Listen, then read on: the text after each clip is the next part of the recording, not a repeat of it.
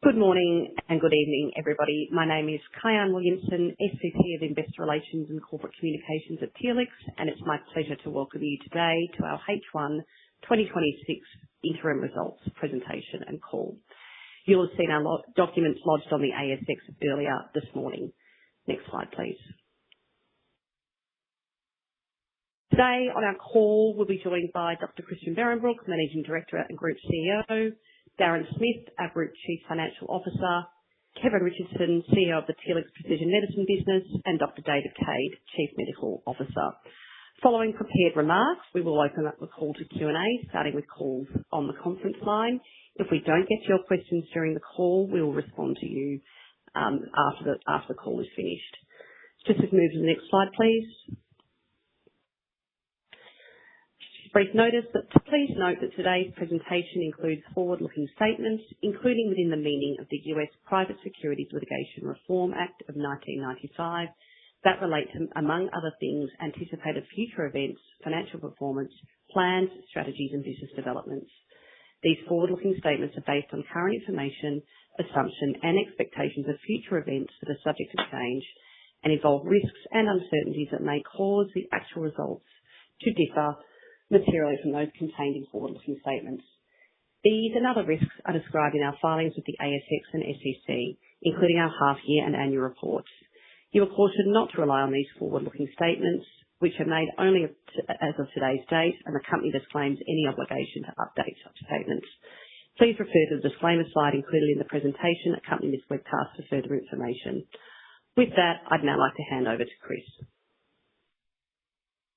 Thank you very much, Kai. Good morning and good evening, everyone. Before I go into our strategic priorities for this year, let me take a moment to remind everyone about our competitive advantages and what it takes to lead this field.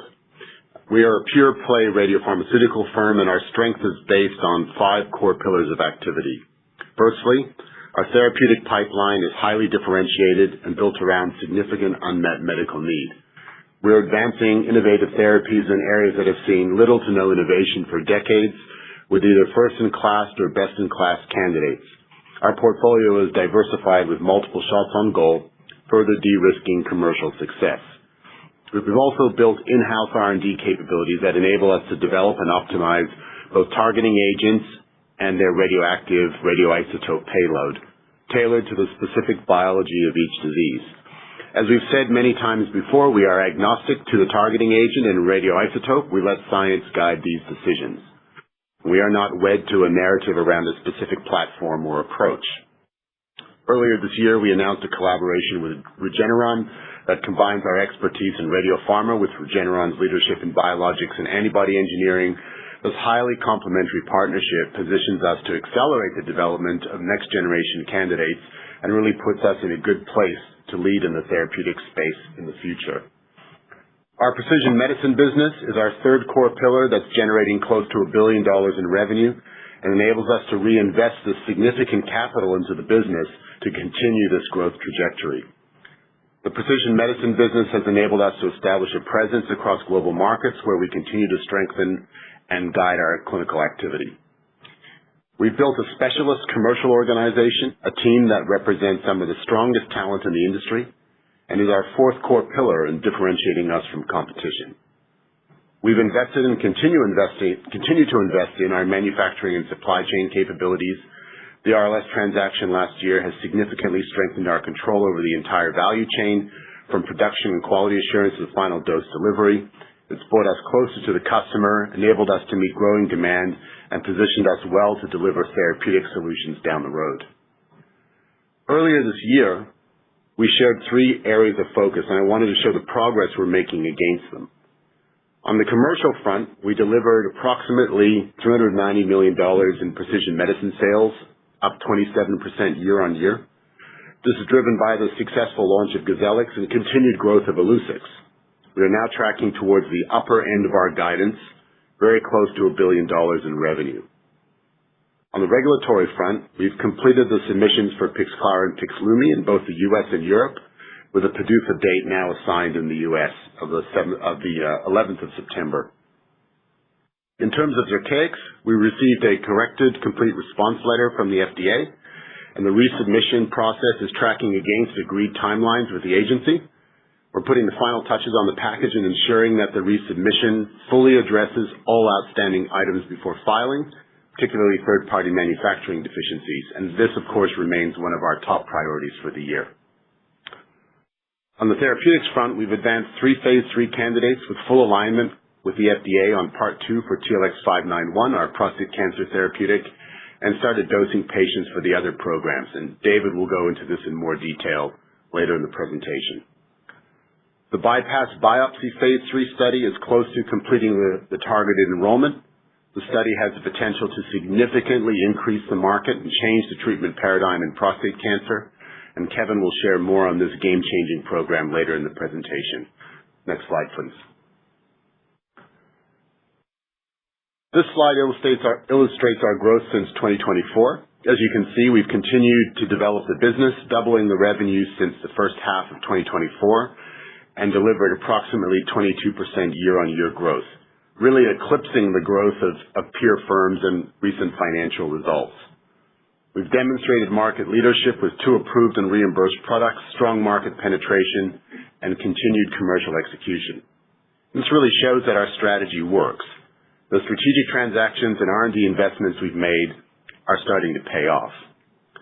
The acquisition of RLS has also, as I've mentioned, further diversified our revenue streams and allowed us to maintain a stable third-party revenue stream since the acquisition of last year. We are committed to building out full product suite capability of RLS as an independent pharmacy network, including third-party product solutions that benefit from one of the most capable distribution networks in North America. Next slide, please. As our global footprint has grown, so has our manufacturing and distribution network. This is particularly important in the field of radiopharma, where the half-lives and shelf lives of products require just-in-time manufacturing and a highly specialized supply chain to avoid disruptions or delays to patients. Last year, we expanded manufacturing and distribution capabilities in the U.S. and Japan, and these are investments that are critical to establish the foundation for a scalable infrastructure in the future. This year, we also opened up our new translational research site in Melbourne. The site offers an integrated platform housing R&D and patient care under one roof and is designed to accelerate the development and delivery of theranostics through rapid de-risking and proof-of-concept development. And this is really a capability that's unlike any other found elsewhere. We continue to make CapEx investments at various sites, including Senef, Yokohama, and at RLS, where we're building out the manufacturing capabilities for therapeutics delivery, very important clearly to our next phase of growth. This includes increasing cleanroom capacity, installing cyclotrons, and making sure that the RLS network is equipped and licensed to do things like dispense lutetium therapeutics drugs. With that, I'll hand over to our CFO, Darren Smith, who will provide an update on the financials. Over to you, Darren. Thank you, Chris, and hello, everyone. Moving to the financials for the first half of this year. We reported revenue of $477 million, up 22% compared to the first half of 25. This was achieved through robust commercial execution that delivered strong demand on our precision medicine products. Kevin will speak to this later in the presentation. EBITDA improved 146% year-on-year to $52 million, and net profit after tax was up to $38 million, reflecting strong business performance and continued control of operating expenditure. Our R&D investments represented 26% of our revenue, focused on accelerating near-term growth opportunities and developing our late-stage assets. Gross margin for our precision medicine business was 65%, an improvement of 1% year-on-year. We also successfully increased our cash balance to $252 million through the refinance of our convertible bonds, a successful transaction with better terms. We are well placed with the financial capacity to accelerate growth. Next slide, please, and turning to our income statement. As previously mentioned, we delivered double-digit growth both on the top line and the bottom line of our group P&L. Gross margin for the consolidated group improved 2% to 55%. This was supported by our strong growth on the top line, and we continued our healthy investment into our product development pipeline with a focus on near-term commercial opportunities and phase 3 clinical studies for a number of our therapeutic candidates. At the same time, we have maintained a disciplined approach to managing our operating expenditure, reducing it by 1% as a percentage of sales. Next slide, please. Moving to our Sankey diagram, this clearly illustrates how we generate our funds and how they flow through the business. On the left side of the chart, it shows that in the first half of 2026, Telix generated revenue and income of $523 million from our precision medicine business, TMS, and the Regeneron collaboration. The middle sections of the chart show that after covering cost of sales, OPEX, and finance costs, Telix reported a commercial profit of $153 million, a 29% return on revenue and income generated, demonstrating the strength of the business.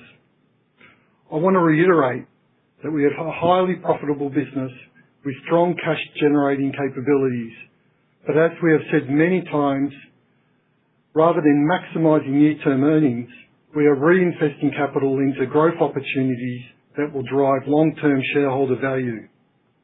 We continue investing our earnings into the business for the remainder of this year and the next year. From this financial position, and as illustrated on the right side of the Sankey graph, we have made a decision on how much we invest into our R&D development and how much we bank as profit. Again, I cannot overstate the importance of the investment we are making today and the significant value they will drive in the long term. Next slide, please. Our precision medicine business continues to deliver double-digit growth, up 27% year on year from our differentiated products. Both Illuccix and Gozellix continue to drive strong demand across all market segments. Kevin will comment on this later. Gross margins are 65%, improved 1% year on year, driven by a disciplined pricing and manufacturing and distribution efficiencies. R&D investment increased year on year, driven by Pixclara, Zircaix, and bypass investments that will drive meaningful commercial uptake near term. As Chris mentioned, we are significantly expanding our market across our portfolio, including prostate cancer imaging with bypass, brain metastases imaging from Pixclara, and renal mass imaging with Zircaix. Overall, that is in excess of 1 million scans that our customers will meaningfully benefit from. EBITDA grew 26% year on year to $132 million. While we expect healthy EBITDA growth to remain, we remain committed to reinvesting the capital into the business in our pipeline, as I've mentioned earlier. Now moving to TMS. TMS generated third-party revenues of $89 million, up 10% year on year by RLS. Since the acquisition of RLS, we have maintained a stable base of third-party revenue, further diversifying our revenue streams. We have also successfully been driving manufacturing and supply chain efficiencies through RLS by selling a higher proportion of our own assets through them. Internal revenues of $57 million improved 70% year on year, representing Illuccix and Gozellix distributed through RLS. This means RLS is now our second largest distributor of our products. We also continue to invest in our manufacturing sites at Senef, Yokohama, and selected RLS sites to ensure the global readiness to deliver our precision medicine and therapeutic candidates. Next slide, please. Our full-year revenue guidance of between $950 and $970 million is maintained for 2026. We do, however, expect that to land at the upper end of the range. and we expect continued growth in excess of 20% year-on-year of our precision medicine business. Please note, our full-time guidance does not reflect unapproved products, providing the potential for upside. We updated our R&D guidance to a range of $230 to $270 million, primarily reflecting new investment across the development program discussed today, as well as our collaboration with Regeneron. Given the strength of our commercial business, we believe that we are well positioned to support and accelerate near-term growth. I'll now hand you over to Kevin Richardson, our Precision Medicine CEO. Thank you, Darren. First slide, please. As we've talked about before, we've continued to grow our PSMA business through a very pragmatic strategy focused on clinical differentiation and customer economics. We launched our two-product strategy to address the different needs of our two major customer segments, and that's proven to be the right approach. As a result, we've now delivered growth every quarter, with our strongest growth rates coming in the 2 quarters following the launch of Gozellix. That performance has enabled us to increase both unit share and revenue share for the 16th consecutive quarter. In the second quarter, we delivered $202 million in revenue, up 9% quarter over quarter, following $186 million in the first quarter, which was up 16% quarter over quarter. Those results reflect not only our continued market demand, but also strong execution by our commercial, operational, and customer-facing teams. The launch of Gozellix has been very successful. Demand was strong from day one, and the adoption we've seen reinforces that our two-product strategy is delivering exactly what we've intended. More importantly, it positions us well to continue innovating in the PSMA market with programs such as Bypass and Alflor, as we expand our ability to meet the evolving needs of physicians and patients. At the end of the day, demand for our products comes down to a few things that we work on every day. We meet customers where they are. We provide a high level of service and reliability. We clinically differentiate our products. We make them easy to order. We deliver on time, every time. We maintain a consistent pricing strategy, and we invest heavily in education around both the science and the reimbursement of PSMA imaging. That combination continues to matter. Our PSMA imaging agents have demonstrated fewer indeterminate bone lesions and higher inter-reader agreement compared with F-18-based agents, giving physicians greater confidence in clinical decision-making. When you combine that with the clinical performance and operational reliability and strong customer support, it continues to drive adoption across the market. Next slide, please. Moving on to global expansion. We continue to execute well internationally with our PSMA portfolio now launched or initiated across 24 countries. At the same time, we are making progress in 2 of the most important pharmaceutical markets in the world, China and Japan. In China, we submitted our NDA earlier this year and are waiting review by the NMPA. In Japan, we've completed enrollment in our registration-enabling study, one of the fastest recruiting studies of its kind with more than 100 patients enrolled. We are now preparing our NDA submission while also awaiting feedback on conditional approval, which could support an accelerated path to market. These are important milestones because China and Japan represent 2 of the largest pharmaceutical markets globally and significant opportunities for Telix over the long term.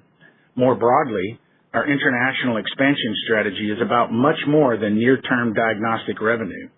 Every market that we enter allows us to build relationships with regulators, payers, physicians, and health systems, while establishing the commercial and operational infrastructure we need for future therapeutic launches. In many ways, the precision medicine business is creating the foundation that will support the broader Telix portfolio for years to come. Next slide, please. Moving on to Pixclara and Zircaix, our 2 most important near-term launches. Starting with Pixclara, we've made significant progress over the last several months. As you've heard, we've been assigned September the 11th PDUFA date in the United States and have also submitted Pixlumi in Europe. In addition, Pixclara has now been included in both NCCN and international clinical guidelines, further validating the importance of this imaging agent and the need it addresses. With the regulatory submissions behind us, Our commercial, medical affairs, market access, and supply teams are launch-ready and positioned to move quickly upon approval. What's particularly encouraging is the feedback we're receiving from the market. Our research continues to indicate strong physician interest and a high level of awareness of the unmet need. We're also continuing to expand the opportunity for Pixclara. Earlier this year, we announced an IND submission in brain metastasis, an indication with a substantially larger addressable patient population than our initial target indication, and one that further demonstrates the platform potential of this asset. Now, turning to Zircaix. As a potentially first-in-class radio-labeled biologic to reach the market, it underscores both the significance of this imaging agent and the substantial unmet need in clear cell renal cell carcinoma. Importantly, our confidence in the opportunity remains unchanged. Zircaix has received breakthrough therapy designation and fast track designation. It's supported by a strong Zircon clinical data package and is increasingly recognized within major international clinical guidelines. As a result, Zircaix remains one of our highest strategic priorities for 2026, and we remain fully committed to bringing this product to patients. So when you step back, both Pixclara and Zircaix are first-in-class imaging agents addressing areas of significant unmet clinical need and further strengthening Telix leadership in precision medicine imaging. Zircaix is particularly important as the first radiobiologic imaging agent to help establish a regulatory pathway for this emerging class of products, creating opportunities not only for Telix, but the future of molecular imaging more broadly. Next slide. Moving on to the current state of the PSMA market. Today, the PSMA imaging market is over 600,000 annual scans and is estimated to be approaching two-thirds penetrated. The majority of scan volume is concentrated in biochemical recurrence, with initial staging represent the second largest indication. We also have approval for patient selection for patients receiving radioligand therapy, although this remains a relatively small contributor to the overall scan volumes.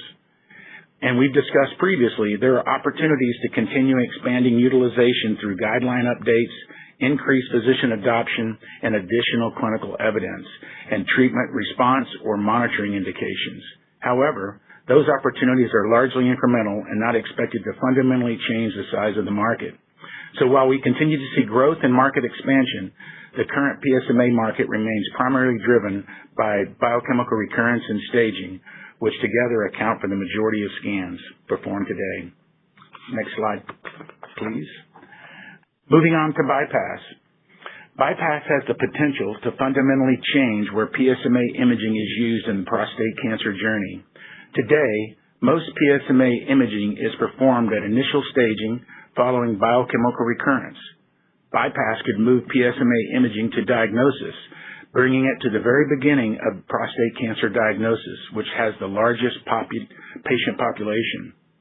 And if successful, we believe bypass could approximately double the existing PSMA imaging market by creating a new pre-biopsy market segment for Telix PSMA. As we've discussed before, approximately 800,000 prostate biopsies are performed annually in the U.S., with roughly 75% proving negative. Bypass has the potential to reduce unnecessary biopsies while improving confidence in patients who ultimately proceed to biopsy. In addition, up to 200,000 patients delay or decline core needle biopsy each year because of its invasive nature. We believe patients are increasingly seeking less invasive approaches to prostate cancer diagnosis when supported by strong clinical evidence.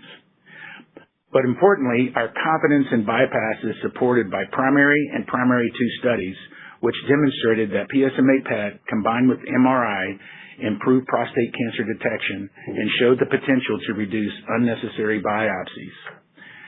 Strategically, bypass is important because it has the potential to anchor Telix PSMA at the beginning of the patient's prostate cancer diagnosis. If a physician adopts bypass, we believe they will increasingly prefer to use the same PSMA imaging agent throughout the patient's cancer journey, from diagnosis through staging, reoccurrence, and ongoing monitoring.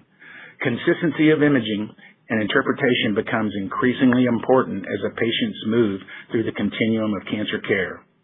That's what makes this opportunity so compelling. Bypass doesn't simply expand the market, it has the potential to redefine and redistribute it. Through scientific innovation and clinical evidence, Telix has the opportunity to create and lead a new category of PSMA imaging in the pre-biopsy setting, possibly displacing the existing indications over time. Advancing science that reduces unnecessary procedures, reduces risk, and increases patient outcomes is true market leadership. And with that, I'll hand it over to our Chief Medical Officer, Dr. David Cade. Thanks, Kevin. What a great opportunity. Next slide, please. Well, this is our pipeline slide, and as you can see, our two primary areas of focus are within urologic and neurologic oncology. Within urologic oncology, we have our two late-stage programs in prostate and kidney cancer, but also follow-on alpha therapy candidates in earlier stages of development. Looking at neuro-oncology, which is our other key area of focus, this is a field in which new drug innovation has really largely been stagnant over the past couple of decades. Here, against that background, we have a phase 3 candidate, TLX101, that's shown promising data to date, as well as an alpha therapy candidate utilizing astatine, also in early development.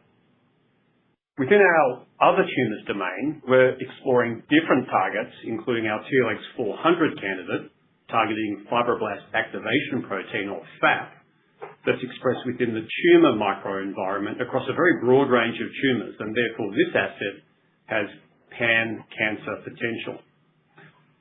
I'd like to also briefly mention the imaging agents and how we think about these. So for every therapeutic candidate, we develop an imaging agent, and in many cases, these are true theranostic pairs. With imaging agents developed at the forefront, we generate significant clinical data before making additional investment decisions in the corresponding therapeutic program. So by the time we advance a therapeutic candidate, we've already developed a strong understanding of its biodistribution and its selectivity for the intended target, which significantly addresses the level of risk in the therapeutic development pathway. Let's go to the next slide, please. On this slide, I wanted to highlight a few programs that we're focused on and where we've made significant progress through the first half of this year. Starting with Prostate Global, this is our phase 3 candidate for metastatic castrate-resistant prostate cancer. We recently announced that the FDA had completed its review of the safety data from part 1 of the study, and that we've also fully aligned with the FDA on the protocol design for part 2 of the study. So essentially our next step is to amend the IND that we have and align the regulatory submissions for the US with the European Medicines Agency. Outside of the United States, we're also pleased with the progress we're seeing in part 2 of Prostate Global. We're currently enrolling patients in 7 countries, and we look forward to providing an update on the pre-planned interim analysis of radiographic progression-free survival, which is the primary endpoint, when that becomes available. Remembering that this is a milestone, it's event-driven, in other words, needing 81 disease progression events to trigger this first analysis. Now, before I move away from prostate cancer, I'd also like to highlight TLX597, our next-generation small molecule candidate, that's shown some promising early data. We presented some of that data earlier this year, demonstrating a very low radiation dose to the salivary glands and the kidneys, while at the same time delivering a high dose to the tumour. So this favourable dosimetry profile, high to tumours and low to normal tissues, makes it an ideal candidate in the early metastatic hormone-sensitive prostate cancer setting. There are currently 2 phase 2 studies ongoing where enrolment is completed in optimal PSMA in metastatic castrate-resistant prostate cancer. And we've now also started dosing patients in optimal E in metastatic hormone-sensitive prostate cancer.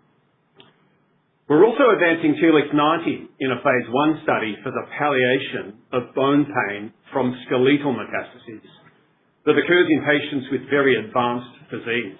TLX90, I think, fits very well within our urology domain given that most patients with metastatic prostate cancer will ultimately develop bony metastases. Now, moving on to IPAX Bright, this is our phase 3 study in glioblastoma. This study is evaluating Telix 101 in combination with the chemotherapy agent lomustine, and it continues to progress well. We're currently dosing patients in the first cohort, which commenced at the highest planned dose levels. Now, if the combination demonstrates an acceptable tolerability profile, we'll advance into the expansion cohort to further characterize the safety of this combination of Telix 101 plus chemotherapy. Now, moving on to Luteon, this is our monotherapy study for renal cell carcinoma using a CA9 or carbonic anhydrase 9 targeting antibody. Luteon is being run under a phase 3 protocol in Australia, and it forms part of our global development program for Telix 250, which also includes the phase 2 Luteon Atlas study in the United States and Europe. We've advanced this study through its site activation, and it's begun dosing patients.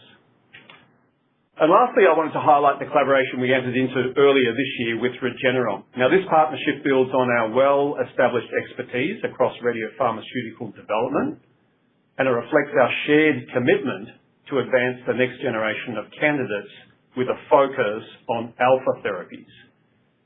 We believe that we're uniquely positioned to drive innovation in this emerging field, that's alpha therapies, and to have the opportunity to play a leading role in the future of precision oncology. Let's move to the next slide, please. Now, this is a slide you may have seen before, but I believe it's valuable to describe how we are thinking about the therapeutic cascade across the continuum of prostate cancer care. Telix 591, as I mentioned, uses a radio antibody drug conjugate to deliver the therapeutic payload. It has a long tumor retention with limited radiation exposure for healthy organs, as well as a convenient 2-dose regimen that really facilitates its combination together with a backbone of standard of care.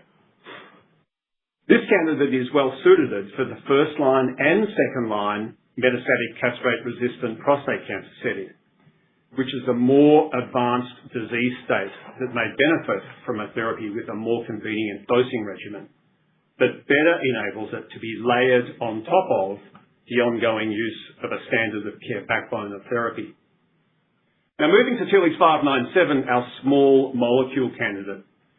This is a highly targeted next-generation small molecule radioligand therapy, which has demonstrated the highly favorable dosimetry profile I talked about earlier, which really makes it uniquely positioned for use in earlier metastatic hormone-sensitive prostate cancer, where efficacy, while maintaining quality of life in that early stage of disease, is of utter paramount importance. We believe the preliminary data are compelling, and we look forward to providing an update on the various trials once their data are sufficiently mature. As patients' disease will almost always progress, we're studying the use of an actinium-based alpha therapy, Telix 592, in the later line setting, as we view that alpha therapies are sequential to beta therapies at this point in their development, so after beta therapies. Now, finally, our portfolio approach also captures our bone pain palliation candidate, Telix 90. As I mentioned earlier, when cancers metastasize to the bony skeleton, in most cases, it results in pain and a significant degradation in quality of life. We see pain palliation as an equally critical component in late cancer care. And with that, I'll hand back to you, Chris, for some final remarks. Thanks very much, David. To conclude, we entered the year with a strong lineup of catalysts, and at the halfway point, the list has expanded quite a bit. This is a significant and impactful year for the company, for sure. We continue to successfully navigate the regulatory processes and advance our programs with 2 near-term launches. And as I said earlier, Zircaix is a top priority to us and will be refiled very soon. We have 3 pivotal therapeutic trials that have generated readouts and continue to advance towards important upcoming clinical and regulatory milestones, and you can expect plenty of clinical touch points in the coming months. We have a strong pipeline of new assets advancing behind. These are assets that have generated some very compelling data, as David has outlined. Our international expansion is progressing well and remains a critical component of our strategy to establish the needed infrastructure for future therapeutic launches. And overall, I believe that we're in a strong position with positive momentum across the business and multiple important catalysts ahead in the second half of the year. I also wanted to note that we'll be hosting an R&D Day in New York on September 22nd, where we'll provide an overview of our pipeline assets and go into a bit more detail around the data. In addition to having our management there, you'll get an opportunity to hear perspectives from leading key opinion leaders in the space. So we're really excited to showcase all the progress we've made over the last 12 months, and I'd very much like to acknowledge the efforts of my executive team who internalized some of the setbacks we've had last year and really rewired the way in which we approach our developments and clinical activities. Before we move to Q&A, I'd like to take a moment to thank my colleagues and all of our employees. The dedication, hard work, and commitment every day are what enables us to advance our mission of delivering life-changing treatments to patients. And so with that, I'll hand it over to the operator for Q&A. Thank you. If you wish to ask a question, you will need to press the star key followed by the number 1 on your telephone keypad. If you wish to cancel your request, please press star 2. If you're on a speakerphone, please pick up the handset to ask your question. As stated previously, if management do not have the chance to answer your question today, they will endeavour to do so after the call. Your first question comes from Chris Cooper from JP Morgan. Please go ahead. Morning, Chris and team. Thanks for taking the questions. I guess market share has been an important factor for you this year with the PSMA imaging portfolio. We now know that TruView has the reimbursement code coming into effect on the 1st of October. Just your latest thinking on how you expect that market share development to progress through the balance of the year, please, given that. Well, we don't really expect a huge amount of impact, unlike Gozellix and Illuccix, which are really these are 2 very different products that are delivered simultaneously to the market. Based on the information that's been put out into the public domain, TruView's really been positioned more as a manufacturing improvement, and as a consequence, it'll be a product that will have to get rolled out across all segments of the market, rather than be a market segmentation strategy that we've undertaken with our 2-product strategy. So, we haven't modified our guidance. Our guidance bakes in what we think is going to be the realistic outcome for the year, and really nothing has changed from our perspective. I don't know, Kevin, if you want to add anything. I would just add that we see it as a similar product, and our approach to the market has been very pragmatic, and we manage that across kind of all segments, and we believe that the 2-product strategy was the right one, and it's proven to be very successful for us, and so we'll continue that. Yeah. Thanks, Chris. Thank you. And second one, please, just on the on Zircaix, I guess. I mean, good to see the extension was granted, although probably a bit disappointing it was necessary. You say you're making good progress, and I think you just said there, Chris, the resubmission is going to happen very soon. I presume that means now the next couple of months, but we've also been assuming that for a while. How much of that is within your own control at this stage? All of it. Okay. And so it's correct to assume the resubmission should occur in the next month or 2? That would be a reasonable assumption. Thanks for taking the questions. Thank you. Your next question comes from Laura Sutcliffe from Citi. Please go ahead. Hello. Thank you for taking my questions. I have one on the bypass trial, please. I think target recruitment was increased for a second time earlier this year, which we understand is because there was a need to increase the statistical powering of the trial. Is that right? And if so, could you tell us a bit more about what motivated the need for the increased powering? I think there's been a lot of chatter about statistical powering, and it's not something that we've spoken really openly about. When we started the trial, that there were a number of design assumptions, and it's as the trial's matured, so too has our approach been to recruitment. Actually, the most interesting dynamic of the study was that we had a huge amount of uptake. We rapidly onboarded a lot of sites, and in fact, the trial essentially recruited in 5 months, which I think is about the fastest study. And so because of the backlog of patients that we had in the study, we actually elected to fulfill the backlog. So it's not as simplistic as a statistical plan or a statistical analysis. It's more about the dynamic of the study itself. I don't know, Dave, if you want to add anything to that. Just really, all I would add, Laura, is that it was a very close and I think collaborative dialogue with the FDA. The FDA understands the background of the primary and the primary 2 studies that came from Australia, and they were large, multi-center, but investigator-initiated trials, generating data not ultimately fit for an FDA filing. So the FDA really understands that background, and BYPASS is an industry-sponsored study that builds on those studies with agreed endpoints, an agreed statistical analysis plan intended to support a regulatory filing, as Kevin has so nicely articulated. Yeah. Hopefully that answers your question, Laura. Thank you. And then just to come back to Zircaix, I heard the comment you made in response to Chris's question just now about resubmitting in the next 1 to 2 months. Does the extensions that you have from FDA come with any specific timeframes or deadlines? And is its existence a consequence in any way of the corrected CRL that you received, which seems to say that the regulator failed to consider some CMC data that you submitted a year or so ago, or are they unconnected? They're unconnected. There wasn't any additional actions that came out of the delayed CRL. That was an administrative matter on the FDA side. So from our perspective, nothing really changed. And just to be clear, there's been a lot of chatter about deadlines and dates or something, but we're not quite sure where this really comes from. There's nothing that's restricted us from, for being flexible on the date of resubmission. Okay, thank you. Mm-hmm. Thank you. Your next question comes from Andy Shea from William Blair. Please go ahead.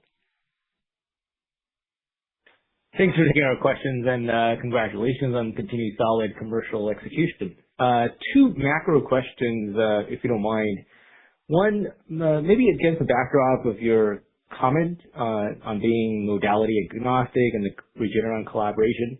There's a pretty animated, I would say, discussion at the ASCO Radiopharma session about antibody modality, looking on a negative perspective. So I'm curious, Chris, if you can kind of opine on that or rebut against that.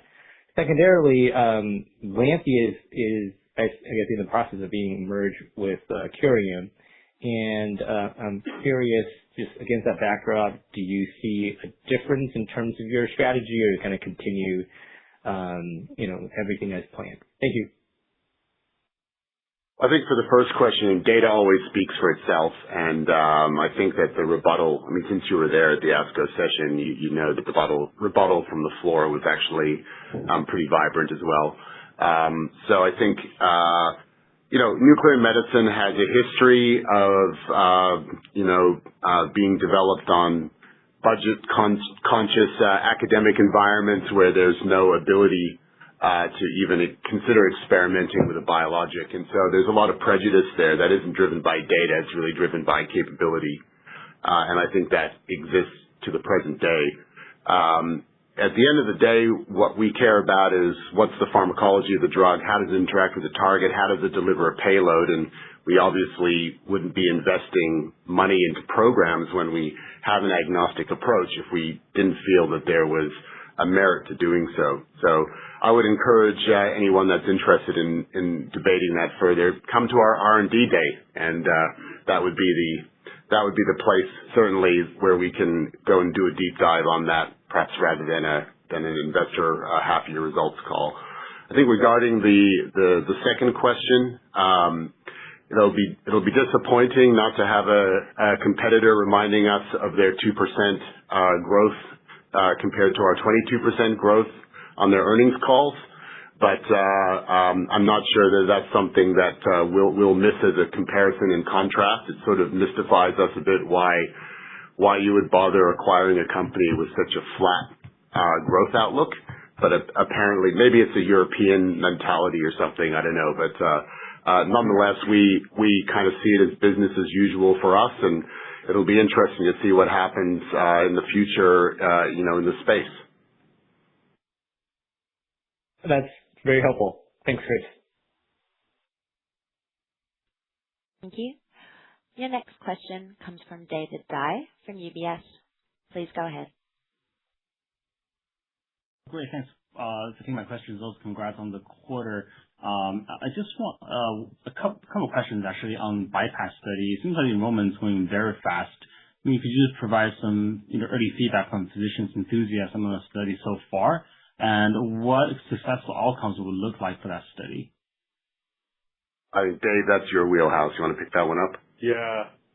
Look, we were pleasantly surprised. This study, multi-center international trial, but essentially international means United States and Australia, multiple sites across both of those countries. The first site was a site in Melbourne, it kicked the study off. That's where we got the ethics committee approval first before we got the IND and the IRB approvals to open at the sites, starting in Texas and then expanding in the US from there. But what pleasantly surprised us was the site in Melbourne almost had the study done and dusted by itself. They enrolled a very significant proportion of patients, and we didn't tell them to slow down. But what that showed was that there's clearly a very significant physician desire to add the benefits of gallium PSMA PET imaging on top of MRI imaging, because they believe from their experience on study that it furnishes the clinician with more useful information about whether to biopsy or not. If to biopsy, what type of biopsy to do, a template biopsy or an image-directed biopsy. And so the treatment planning, can be done with a lot more certainty for the patient. So that early experience and that rapid enrollment rate classically will tell you something about the investigators' feelings towards the clinical performance of the asset under study. And that then propagated when we were able to open the study at the sites in the US, and as Chris said, it enrolled within about 5 months, for the total sample size of sort of 350 odd patients. Yeah. I would just add that our lead investigator for the US is going to be at the R&D day as well to talk through that. So it'd be a good time to hear his opinion about your question. I think that hopefully that answers your question. Yeah. Thank you. Thank you. Next question. Your next question comes from David Stanton from Jefferies. Please go ahead. Morning, team. Thanks very much for taking my question. Just one from me. Can you give us sort of an update in terms of potential timelines for Pixlumi in terms of the marketing authorization application's been accepted? When might we hear a decision on that, please?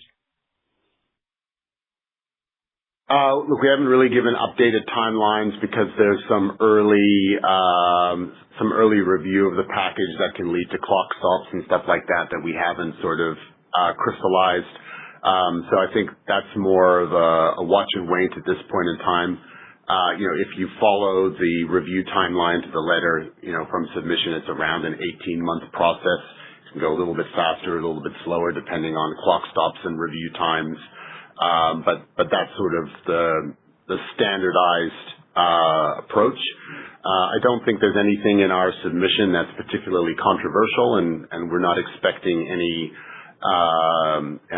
major issues. I think when we submitted the Pixlumi package, we had the benefit of having had it reviewed by a major regulator already. And so when we submitted it was with a high degree of confidence in the package that we were putting forward. So we'll certainly be keeping you updated on timelines. Do you have another question, David? No, that's it. Thank you very much. Thank you. Thank you. Your next question comes from Melissa Benson from Barrenjoey. Please go ahead. Morning, team. Thank you for taking questions. I just had two. The first one is just to clarify something on David's comments around ProstACT Global and the progress there. So you had the successful June FDA meeting. We heard back there around part 2. Have you now filed, I guess, the formality of the IND amendment paperwork? So we're kind of on track for US sites this half. And then similarly, you mentioned European progress. Last year, you talked about a clinical trial application over there, the European regulator to review that for the same thing for European sites. So just any update on whether you've submitted kind of a CTA for them to review? Yeah, I can answer that very quickly. We had the review of the Part 1 data from ProstACT Global was sort of treated as an end of Part 1 meeting rather than a pre-phase 3 meeting. So we have one more engagement coming up with the FDA in a couple of weeks' time, and then we'll be filing the IND on the back of that. That's just a standard process as we go into Part 2, just to finalize the full scope of the IND amendment that we plan to submit to the agency, and it's just courtesy to have that pre-submission meeting. So we consider that to be sort of fairly much part and parcel from a regulator engagement perspective. Regarding the European submission, our priority really has been to get U.S. patients into the study this year. And once we're over the hump with that on the U.S. side, then we'll turn to a broader focus. I do note we have Eurosphere jurisdictions already in the study, UK, Turkey, but we'll add some other European countries that are keen to be involved in the study once the FDA submission is in. Great. Do you have another question? I did have one other, and this was actually on revenue guidance. So you've kind of maintained the 950 to 970, but noted that you're on track for the top end. I guess the question just being like there was a lot of strength in the second quarter, particularly in the PSMA PET franchise, and if we infer that into the second half, it suggests that you're definitely on track, albeit above, and I think consensus is now sitting above. So is that conservatism on your end to kind of not upgrade and move the guidance range, or are you kind of factoring in anything in the second half or that we should be kind of aware of dynamically around seasonality or even like the Lantheus TruVu launch? We've given guidance and we're maintaining our guidance. Okay, thanks. Thank you. Your next question comes from Dennis Hume from Taylor Collison. Please go ahead. Thank you. I've also got a question about bypass. If we assume if the trial results are positive, 2 questions. Can you talk about the label claim that you expect to ask for bypass? And secondly, if it is approved, how do you see it being used? We saw in the primary 2 trial that there's definitely a strong benefit in patients who have a PIRAD score of 3 or less. Do you think that's use is likely to be targeted in that patient population, at least initially, or do you see a scope for it to be used more broadly, including in patients who have higher PIRAD scores? I'll let Dave comment on the clinical utility. We don't typically give label guidance until we've negotiated a label with a regulator. So, but obviously the spirit of the study is to help guide decision making around biopsy utilization, and so that will be the sort of context of the label.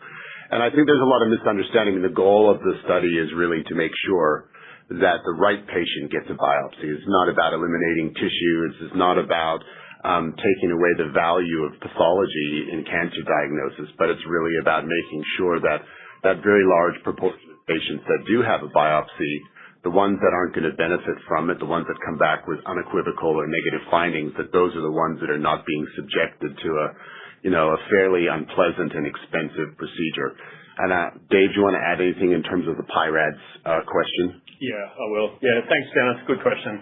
So in the, like I talked earlier about the agreement that we came to with the US FDA in terms of the design of the study and the patients who would be enrolled. So we agreed with the FDA that it would enroll PIRADS 1, 2, 3, and 4, but not 5. PIRADS is the 1 through 5 scoring system that a radiologist uses to score the MRI scan.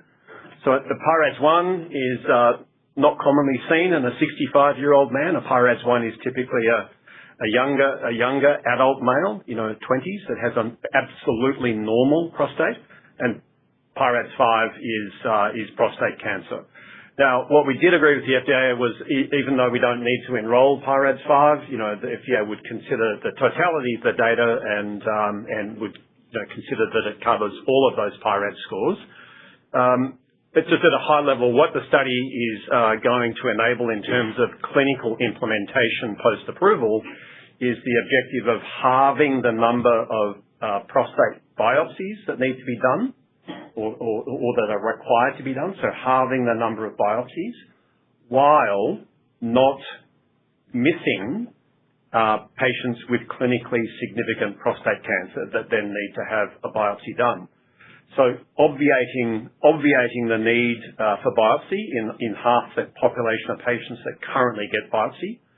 And then in the patients that do require biopsy, taking it from a template biopsy, which is between 12 and 20 needles, placed, transperineally, through a very sensitive piece of real estate, to one targeted biopsy. So we say none and done, obviating the need for a biopsy in half the population that today would get biopsy, or one and done, shifting template to a single targeted image-guided biopsy. That's the purpose of bypass. And in doing so, we believe that there'll be very significant clinical uptake, that it will become standard that PSMA PET scan is done as well as an MRI scan before anyone has a biopsy. Does that help, Dennis?